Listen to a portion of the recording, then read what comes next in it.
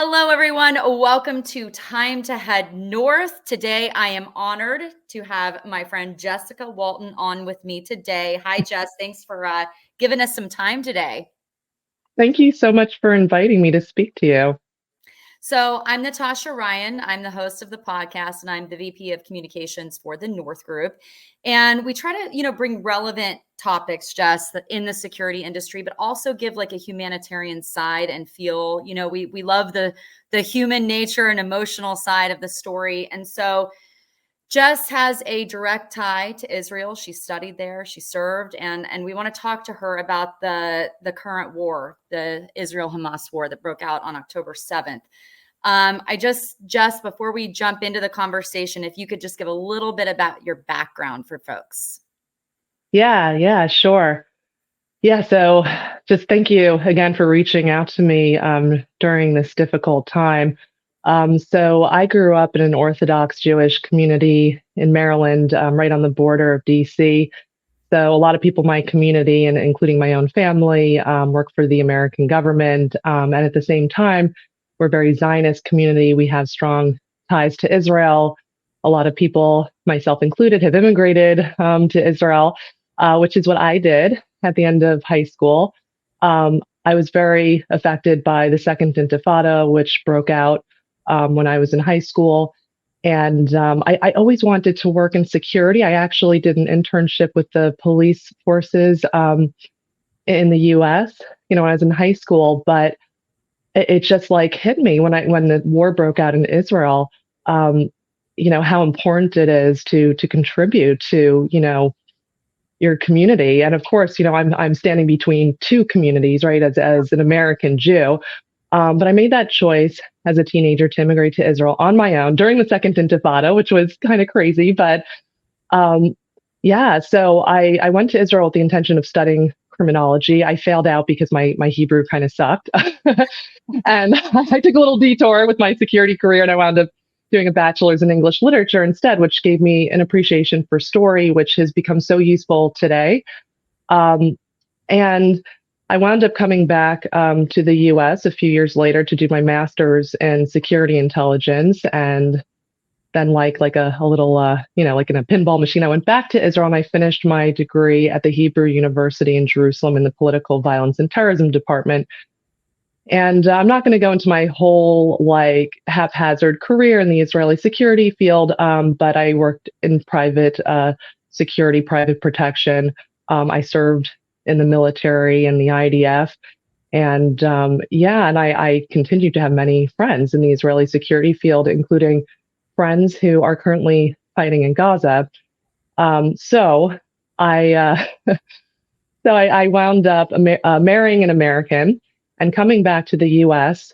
Just a few years ago, and I'm back in the community where I grew up, which was not expected, but it's kind of wonderful too. Sometimes you appreciate where you came from more, when you've been away for a bit. And so now I'm a communication strategist and video producer in the U.S. defense sector. And about a year ago, I started a blog covering mental health and psychology issues in the security field.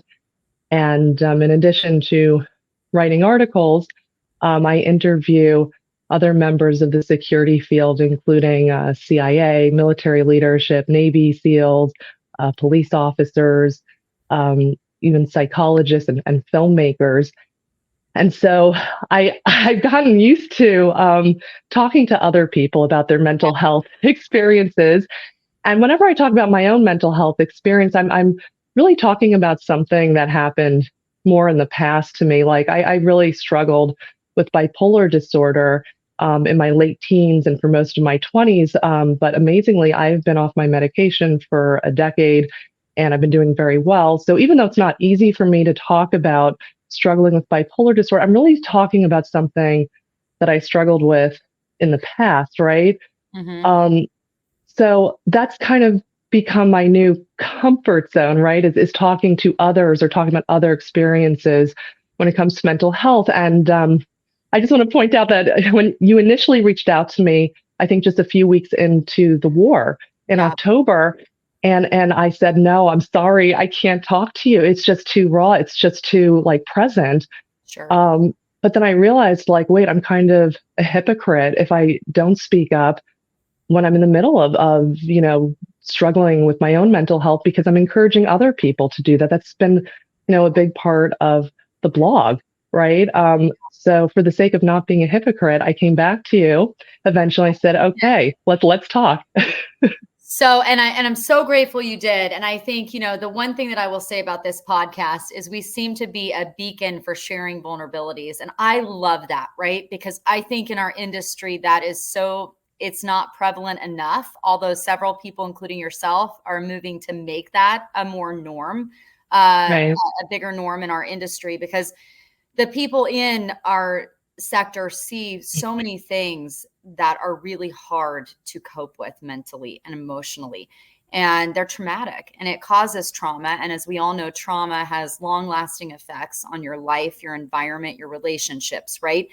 So I want to start this conversation because I just want, before we jump into what we're going to focus on, I just want to give some prevalent stats so people understand the gravity of the situation, if they're not up and up, which I think most people listening to this podcast probably are up on the stats. But the latest statistics as of today from the IDF, they've lost over 2,500 people, another more than, 7,000 injured. On the Palestinian side, we're talking tens of thousands killed and injured.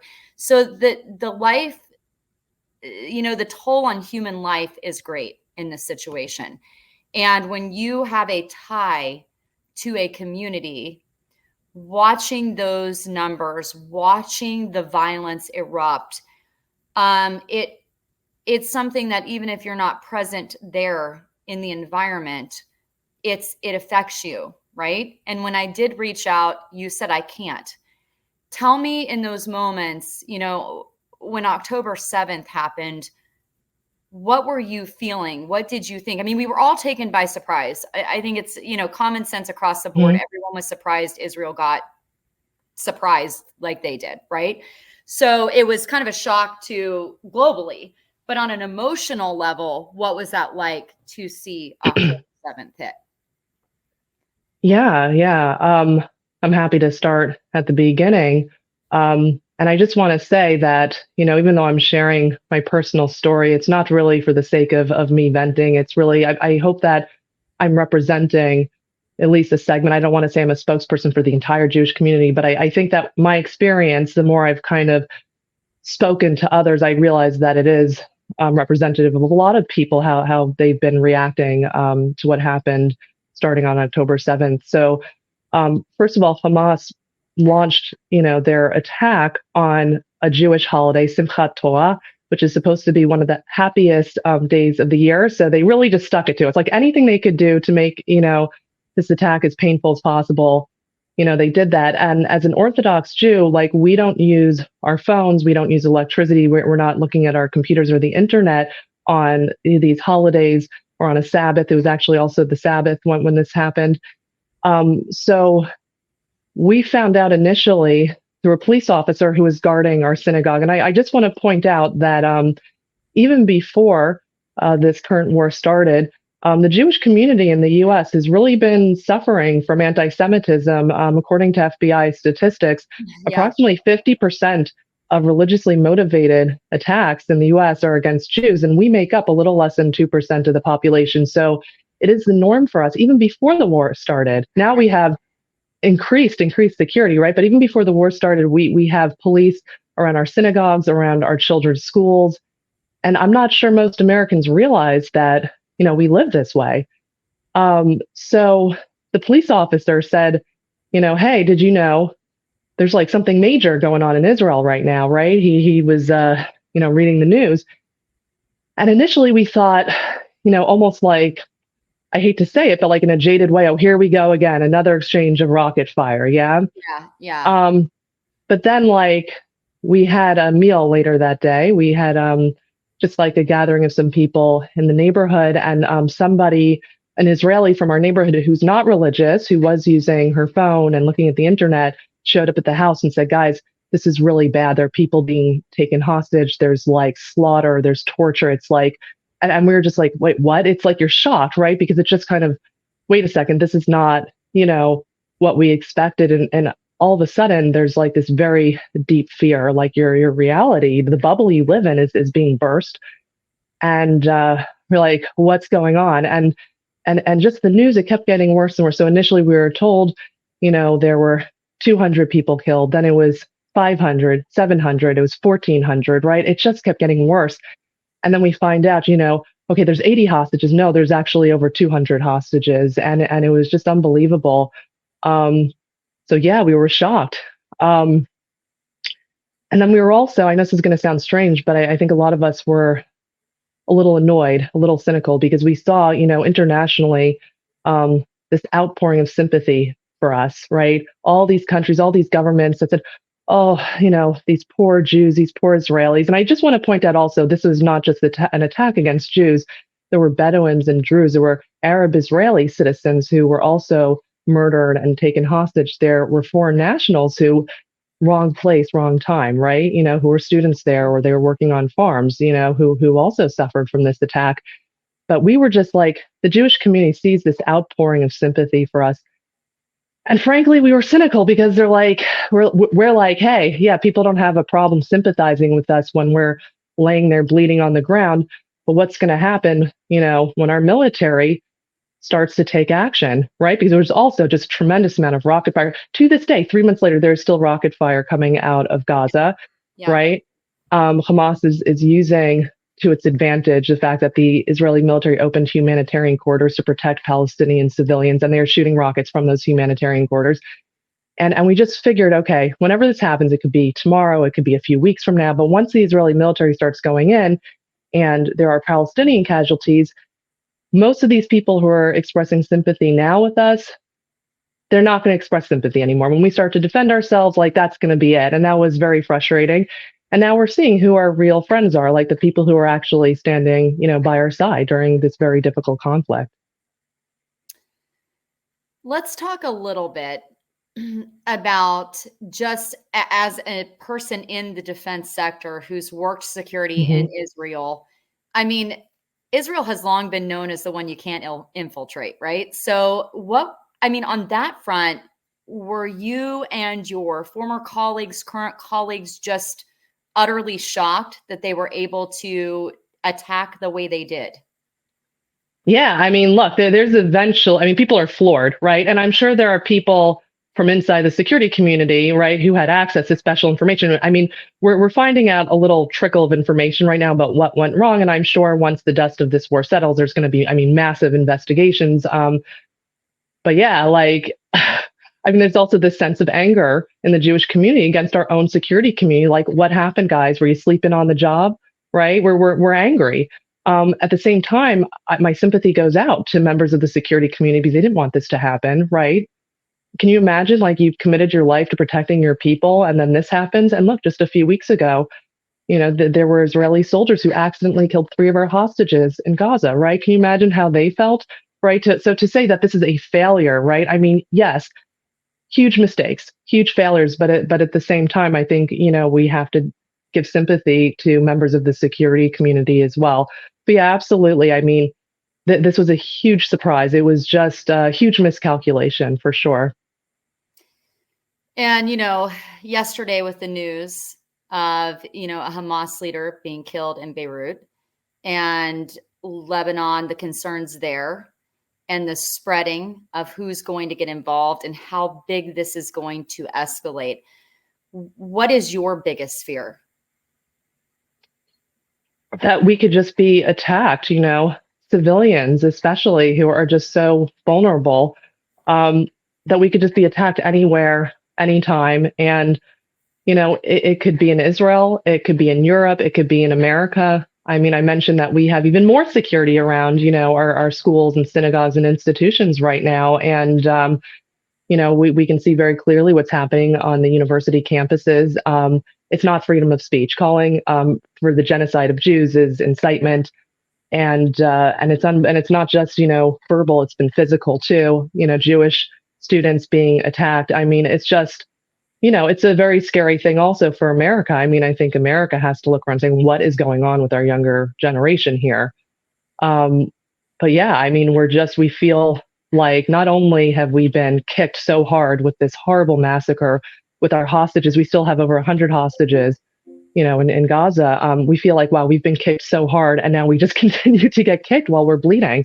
But I think we have to still, you know, remain faithful, meaning, believing that we're going to get through this difficult time as well. I mean, I hate to keep using the word surprise, but quite frankly, I don't know what other word to use, right? So, Sure. in seeing the news and seeing, the college campuses and just kind of the anti-Jew messaging, I mean, did that, after being attacked, did that surprise you as well, seeing that kind of messaging across the United States? Yes and no. I would say no, because every time we've had some kind of conflict in Israel, there's always a spike in anti Semitism or anti Semitic attacks. I think what maybe some of us are surprised by is just the scale of it. I want to point out that, like, this isn't really a rise in anti Semitism. I mean, these are people who always had anti Semitic sentiments, and now they just feel emboldened to show their true colors, right?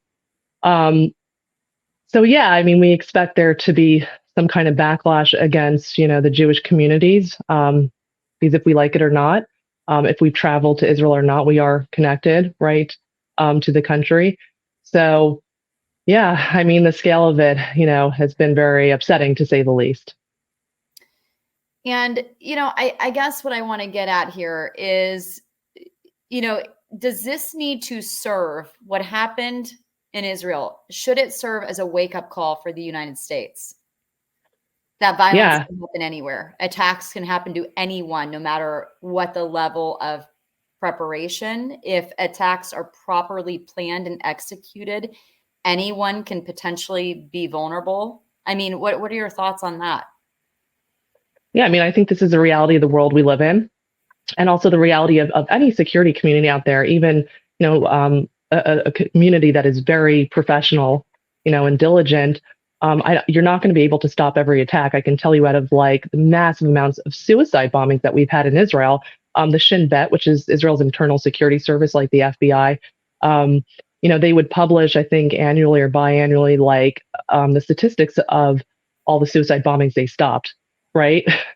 But we're only aware of the ones that actually happened. And that could just be 1% or less than 1% of the actual suicide bombings that were supposed to happen against us, right? So that's something that, like, that is a tremendous burden, right, that the security community has to live with. But yeah, look, I don't think you're ever going to be able to stop 100% of attacks. That is absolutely the reality. But, the bigger picture is Hamas didn't do this in a vacuum. They were funded by Iran. They were funded by Qatar.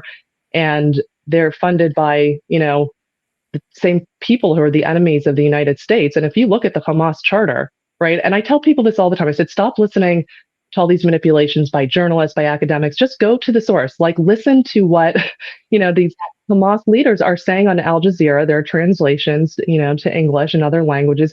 Look at their charter. They refer to America as the big Satan, and they refer to Israel as the little Satan. So Israel's just an appetizer, you know? And so I think absolutely Americans should be very concerned about, what's happening. And, I mean, I hope to God that nothing happens in the US, right? But I think the younger generation on the college campuses, they don't have any memory of 9/11 like you and me, Natasha. We remember, I the remember. attacks of 9/11.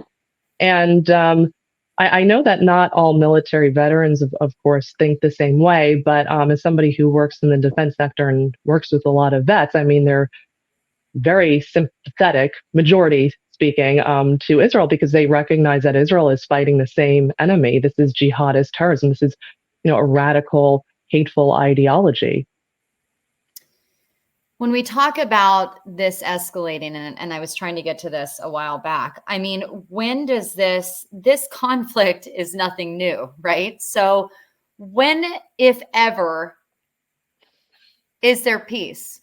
I mean, how does that happen? Or do we just escalate into World War III? And what's your, I guess I'm asking for some analysis here. Like, what's your prediction on how this Oh my God. looks, how this looks a year from now, how this looks 10 years from now? Well, I mean, it's based on so many factors, right? Like, how involved is Iran going to get, right? Because I mean, at the end of the day, and this is hard. This is really hard for us psychologically, the Jewish community.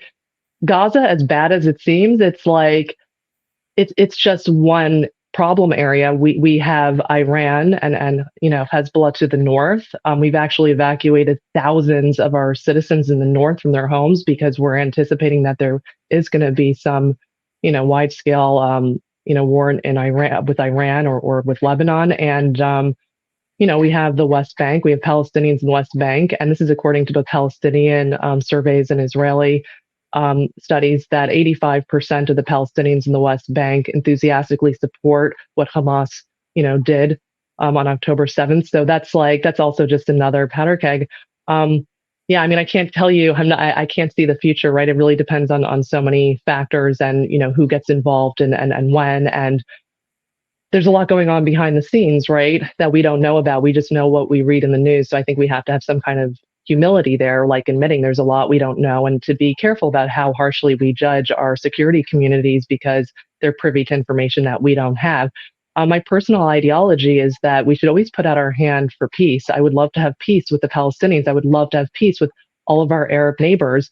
But at the same time, we have to be realistic, and we have an obligation to protect our own people as well.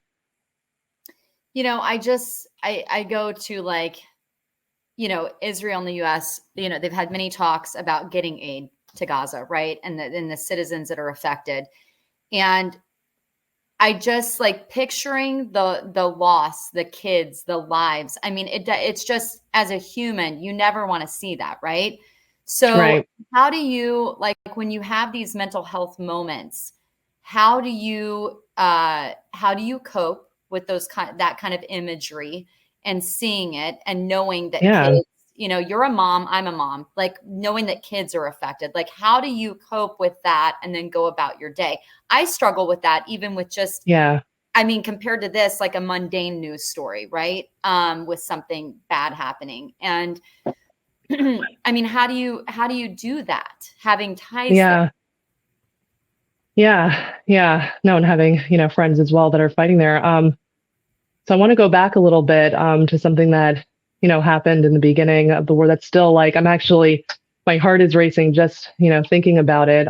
But yeah, this is something very particular that affected, my mental health at the beginning of the war breaking out. We've seen a lot of the devastation, specifically because Hamas recorded it. And something that I saw at the beginning that haunts me right now, I mean, to this day.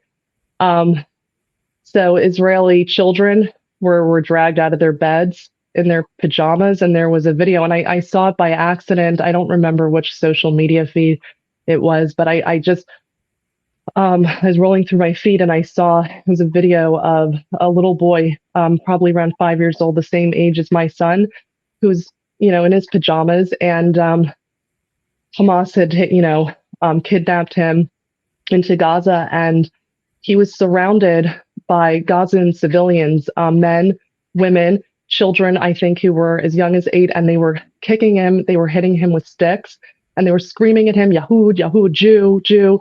And this little boy is screaming for his mother. He doesn't understand, I mean, what happened, why he's there. And I can't even talk about it even now without crying, because it's, I can't imagine. I don't even know if his parents are alive. I don't know if he's alive. And I saw this video totally by accident. I wasn't looking for it, but, this kid was there because he was a Jew. And if I had been visiting my friends in the south of the country with my family, that could have been my son.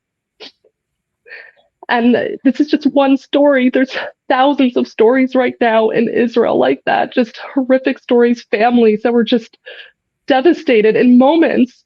They're in their pajamas in their beds, and this could happen anywhere to anyone. I just want to say that, we can't show weakness. We can't, make excuses for evil. There really is pure evil in this world.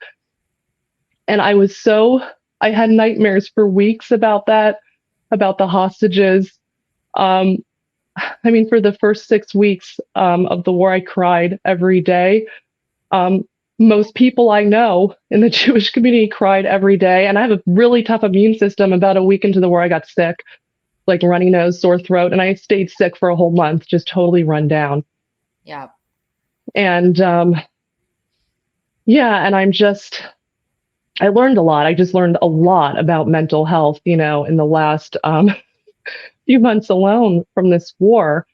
Um, I realized, first of all, like it's kind of a balancing act when it comes to psychological resilience and healing.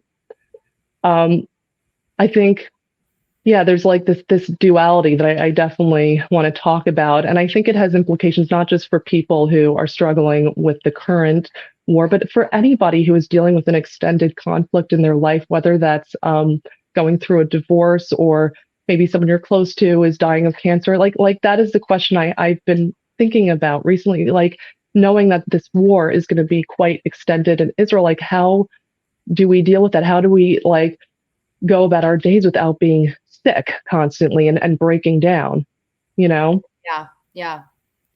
So the Jewish community, like I was saying before, we were very cynical when people were initially sympathetic because we said once the war really starts, once we start fighting back, to stop the rocket fire, to get our hostages back, to eliminate, Hamas as a terrorist organization, not to purposely inflict pain on the Palestinian civilians, which I know is happening as collateral damage as a result of the war, right? As a result of fighting in a densely populated area. I totally understand that. And my heart goes out to innocent Palestinian civilians who wanted nothing of this, right? And at the same time, I mean, I told you very graphically in this video, I saw Palestinian civilians, right? Men, women, and children beating up this 5-year-old Israeli boy. So anyhow, I just realized that we are pulling inwards as a community and we're seeing what's happening on the campuses and we're saying to ourselves, like, we have to be careful. We might not be able to stay in America for another generation. We might have to encourage our kids to leave. And I realized, you know what? As important as it is to have community and to support each other, I think we also have to be reaching outwards because the reality is we still have a lot of friends and allies in the non-Jewish world. And if someone like you, reaches out and says, hey, I want to talk to you. Are you okay? Do you want to share your story? My initial reaction was to pull away, but now I realize we shouldn't be doing that. We should be using our voices, especially because there are so many people who are manipulating our story. For anyone in the Jewish community who has the strength to speak up, I think we need to be speaking up and we need, to reach back out to, our friends and allies outside of the Jewish community as well. So let's talk about that. How accurately or inaccurately do you think the stories are being told in the media here in the United States? Oh my God. I mean, to illustrate how bad it is, how manipulative it is, I was at a party a month ago. I was a going away party for a friend of mine. It was a good distraction from everything going on, a non-Jewish friend of mine who was moving to Los Angeles. And there was a guy there who, just said to me, hey, I heard that you're a dual American Israeli citizen, that you used to like work in security in Israel. And he said, I don't really know any Jews. He said, I don't really know anything about Israel, but he's like, I'm reading the news and I'm like asking myself, what the hell is really going on there? Because he said he's just reading stuff from all these different outlets. And it's like, it's really hard to know what's going on, I mean, to go into the whole history of the conflict, I mean, I can't really do that here. That's like, I think beyond the scope. Yeah, exactly. Yeah. But no, I mean, there are just these lies, being told about the country. One of them in particular that I find very irritating is that, Israel has been occupying Gaza this whole time. And so Hamas is like these freedom fighters trying to push, Israel out of Gaza. And I'm like, no way, man. Like I was in Israel in 2005 when we pulled out of Gaza and handed over a full authority to the Palestinians. They voted for Hamas. Okay. They chose Hamas as their leadership. We pulled out. We said, okay, you want your own state. Here's your own state. Okay. And it was very painful for Israeli society because there was a Jewish community in Gaza at the time. It was about 8,000 citizens. And we sent our own military down there to take them out. And some of them went willingly and some of them did not. They were not happy about leaving. And there was it was almost a civil war in Israel at the time. It was a very painful decision because there were people, and by the way, I was an English literature student at the time. Like I didn't have a strong political opinion. I just was like witnessing it, right? I didn't really know like what was the right thing to do because there were people who said, listen, we have to separate from them. Give them what they want, give them the state. And then there were people who were like, this is a disaster. This is going to bite us in the ass, for lack of a better way of saying it. They're going to turn this, Gaza into a terrorist state, and this is going to be a disaster for us. So, yeah, but it was a very painful decision. It caused a lot of internal strife, in Israeli society. And it's just really, I'm sorry if I'm going down a bit of a rabbit hole there. I'd rather be talking about the mental health stuff, but I was there when that happened, and I saw my own friends who were in the military at the time went down there to take people out, and then to say, well, Israel is occupying Gaza. It's like, no, it's so much more. First of all, we're not. Okay, we're out. We're not administering our authority, okay, to the Gaza Strip anymore. Yes, we are trying to control weapons that are flowing into the border, okay? Egypt is doing the same thing, by the way. I just want to point out really quickly for the listeners that may not understand, Hamas is a designated FTO from the U.S. government. So they are a terrorist organization, just to be clear. Go ahead, Jess. I just wanted to throw that in there. Thank you. And yeah, so just to finish that, I didn't mean to go down like this rabbit hole, but I just wanted to give an example of like something that is such an outright lie that I was actually there when it happened. And I'm like, man, this is like really frustrating. And look, I'm a writer. I'm not like one of those trained advocates from the government, talking about Israel, right? I'm not somebody who wants to get controversial, but like many other Jews and Israelis, we are speaking out on LinkedIn, for example. And look, I was just until this point talking about mental health stuff, not looking to get controversial. But again, I felt a duty to start speaking out, to speak at least about my own, personal experience in Israel. And I don't think I'm going to change the minds of any people who like just hate Israel and are just completely anti-Semitic. I can't approach those people, but I think there are so many neutral parties out there. Like, this guy I met at my friend's going away party about a month ago. And I'm like, I think we still have to use our voices to speak to those parties that are open to hearing more or who are neutral and just don't really understand. I think we have a right to use our voices to tell our story as well. This war's kinetic, right? But do you think that the bigger war is fighting the disinformation, misinformation? I mean, is that the bigger component in this? I mean, it is a component, right, of the war. And I mean, this has been going on for a really long time. I mean, there's a whole history, and I don't think the Israelis were really aware of what was going on, in the diplomacy scene. I mean, basically, and I can just very I don't want to get too political, right? Because I have to keep in mind, where I'm employed, but I can actually pinpoint when the Palestinian side started thinking more about like the diplomatic, aspects of attacking Israel.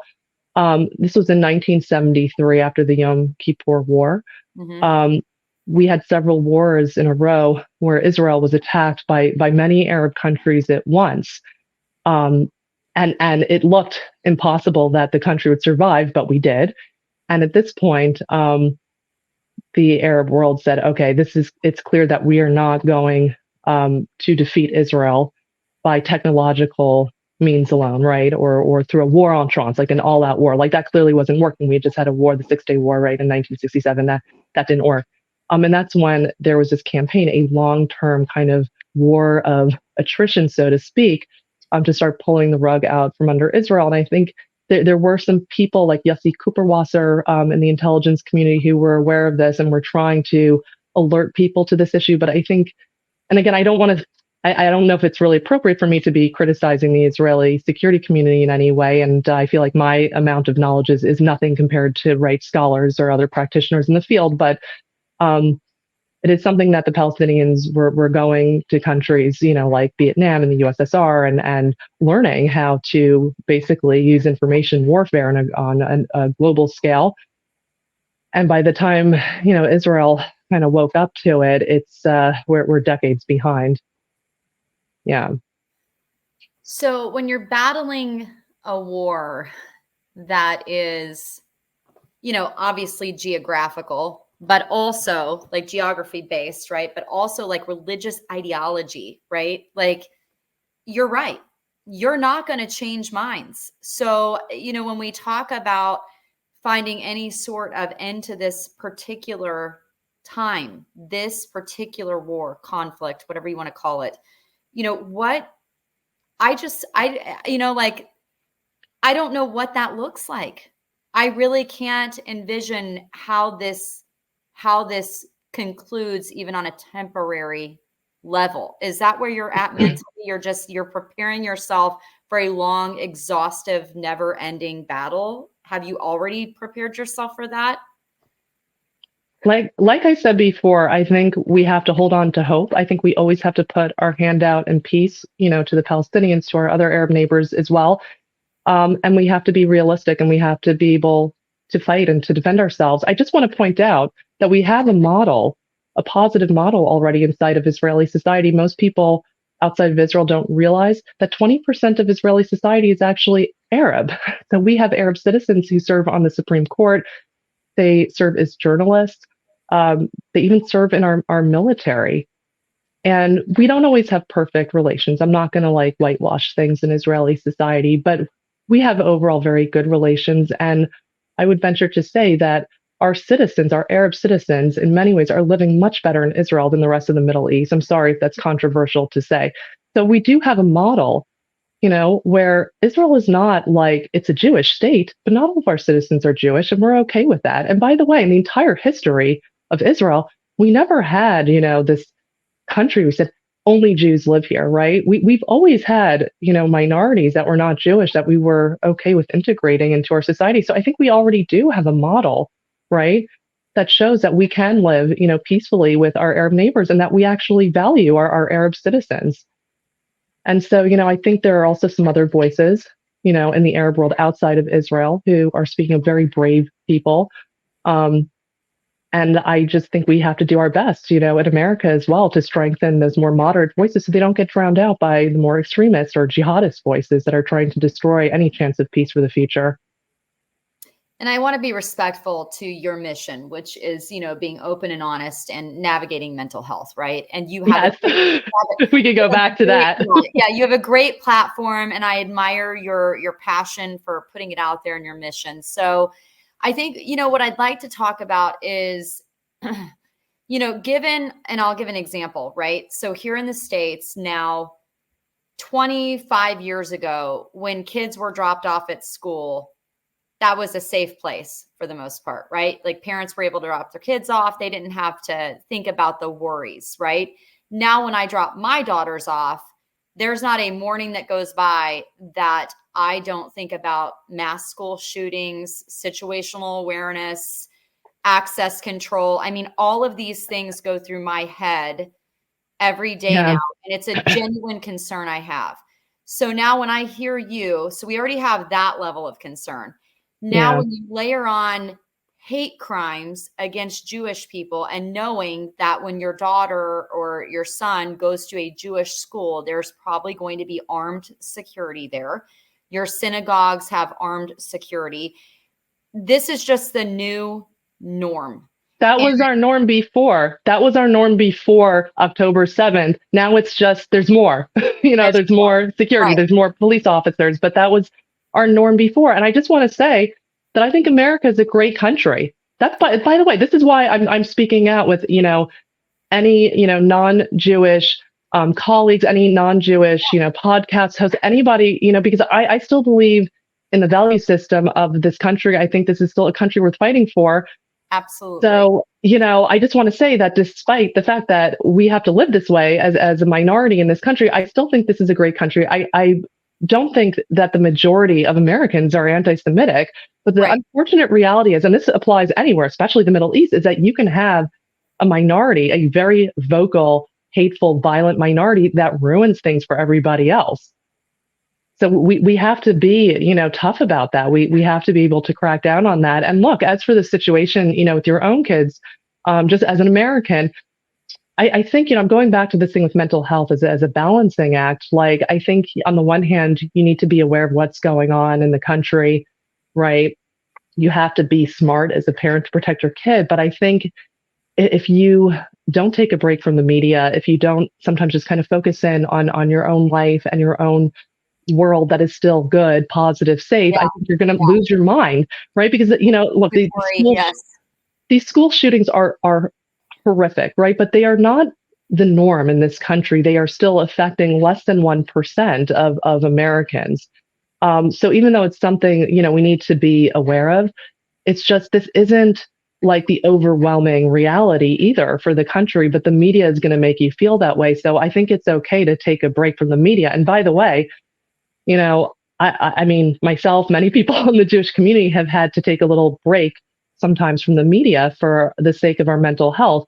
Like, believe me, I mean, to this day with the war, it's like it's really easy to be checking the news every 20 minutes. Is everything okay? Is there an update? Especially, with just the assassination of this Hamas leader yesterday, where, it's really tempting. But I think you have to also take care of yourself and take a break from all the negativity. So in the first, few weeks of the war, I just was experiencing what I now understand many people were experiencing, which is I just felt like totally spaced out, like had a really hard time focusing. I had a hard time sleeping, having nightmares. I just felt like anything that I enjoyed before, I didn't enjoy it anymore, like total lack of motivation. I do want to discuss something, from a neuroscience perspective as well in a bit, but basically I had, veterans at my company asking if I was okay. Now, the irony is, a few months ago, I hosted an internal video program at my company called Vet Talks. I interviewed veterans about different mental health issues, and again, it was their stories, not mine. So I was comfortable doing it. But like a big message that we came away with was, don't be alone. It's okay to ask for help. And it actually, shows a lot of strength to reach out for help. So Absolutely. the irony, so I was okay, saying that, right? But it's one thing to, it's one thing to preach it. It's another thing to practice it. And so, a few months later, when this war breaks out in Israel, I had some of the same people that were involved in this video series say, hey, Jessica, if you're not doing well, because I was really trying hard to just be normal at work, but they were like, hey, if you're not doing well, it's okay to talk. So he also said to me, he said, yeah, you feel bad, period. And I'm like, and he said, that's normal. Like, why wouldn't you feel bad? Right. So he said, you're going to have to sit with that feeling for a bit. So I realized also, like, it made me think of this interview that I conducted with this police officer, Todd Jerry, in the Texas Police Department several months ago. And he said, when he was like, he's been in the police now for over 20 years, but he said early on in his career, he witnessed like a horrific crime scene and he was so shaken up. He couldn't sleep for days. He felt like really sick. And he thought, I'm not cut out for this, man. And it turned out that he really was cut out for his job. He was having a normal reaction to an abnormal situation. And once he started talking to people and realizing, like, it's uncomfortable to feel scared and to feel disgusted and all these negative emotions, but sometimes you have to accept that. You have to sit with those emotions because they're there. Now, on the other hand, there's a duality, right? There's a balance. I think even if you're sitting with these negative emotions and accepting that this is a normal response to an abnormal situation, right, which my colleague was trying to drive home to me, I think at the same time, you don't want to fall apart, right? And you have to figure out, like, what are the coping mechanisms, right? Yeah, coping mechanisms. Yeah. So I read this was about a month into the war. I read an article in the Times of Israel. It was an interview with Dr. Talma Hendler. She's a neuroscientist. So she works in the trauma psychiatry department at Ichilov Hospital, and she's a professor at Tel Aviv University. And she was talking about, this stress reaction in all of Israeli society right now. And the estimates are about 60% of Israeli society outside of the southern communities who got hit the worst from this. About 60% of Israeli society is suffering from ASD, acute stress disorder, right? And she was saying how basically what's going on. She described all these symptoms that I was having, like the lack of focus, the weird motivation issues, just the fog, the crying all the time, also like even the reactions to like I would hear a loud noise and I would just shudder and feel like I'm going to vomit, right? Like she described all of that. I was like, whoa. So again, you realize you're not alone. I think it's important to realize that, right? But she was saying that this is basically your amygdala. And I'm going to go a little like neuroscience here. My brother's a neuroscientist, so I hope I don't screw this up because then he's going to give me grief afterwards. But the amygdala, right, is it's like it's a dual system. We have a piece of it on each side of our brain. And it's responsible for regulating and taking in like emotional stimuli, right? And so, it's part of the wider limbic system, which is responsible for behavior, for motivation, for learning, and so on. And so what happens is like when you're really stressed out, like when you witness trauma, and it's like because of the empathy you have, right, with your community, you're like taking it in as if it's happening to you. It just overwhelms the system. It's hyperactivated. And she was saying something really interesting that if this system is hyperactivated over time, it can really cause physical damage, right? And we actually have situations of people in Israel, like of first responders, young people who had heart attacks after what they saw. We even have small children running to bomb shelters during the rocket fire who dropped out of heart attacks, right? So unbelievable stuff. But yeah, so we know that this has a real physical effect. But she said that basically, you have to actively chase psychological resilience. You have to take that into your own hands. It's not something that is just going to kind of fall into your lap. And it has to be done in two ways, going back to that duality. So one is you have to deregulate the limbic system that's really activated, right? So you have to figure out ways to calm yourself down. Like I found doing, deep yoga, meditation, right? Like those are ways of deregulating the limbic system. On the other hand, you have to try to activate something called the mesolimbic system, which is responsible for reward, for feelings of motivation. So how do we do that? Well, we saw in Israel so many people who wanted to volunteer their time after, the massacres and the displacement. There's still 200,000 Israeli citizens who are displaced from their homes. And people were like, what can I do to help? I want to help. Right. And so that's activating that system. So I realized after reading this article, like, number one, you have to take it into your own hands. Nobody is, it's neutral. You're not born with psychological resilience. It's kind of like you're not born being physically fit or not fit, and anybody can go to the gym and get fit.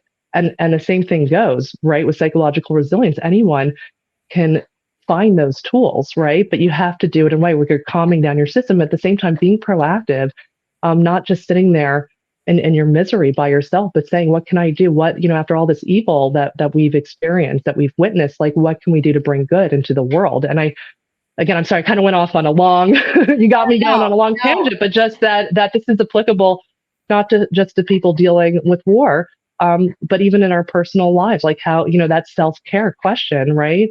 That we need to find ways to calm ourselves, but also to keep being active and not give up. So if people want to read more on your mental health blog, like how do they find that? So they can go to jessicawaltonwriter.com. And you can contact me too. You can reach out to me as well. And Jess is very big on LinkedIn. So I would suggest maybe LinkedIn. Is that the avenue if people want to find that is probably where I am most active. I'm most active there because that's where many people in the government and the security field are active as well. Any final thoughts, Jess, before we wrap this? Yeah, just the power of choice, like we always have choices to make, like you're talking about this kind of whirlwind in the Middle East. How's it going to turn out? I don't know how it's going to turn out, but I know that we always have choices, how we want to treat people. We always have a choice to keep putting out our hand, hoping for peace.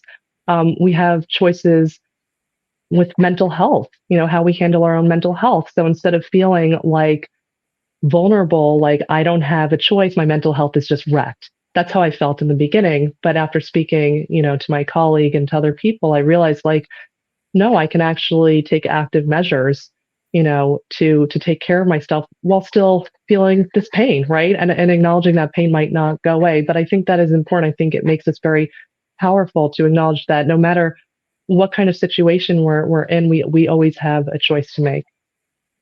Well, I just appreciate your time so much. Thank you for being so candid and for sharing what you did. I really appreciate it. And I love what you're doing with mental health. Thank you. So carry on, friend. Carry on.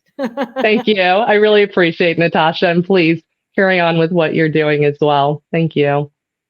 And for those of you who want to see other episodes of the podcast, you can do that by visiting tngdefense.com. If you just want the audio, you can check that out on iTunes, Podbean, or Spotify. Thank you so much for watching and listening, and have a wonderful day, everybody. Bye.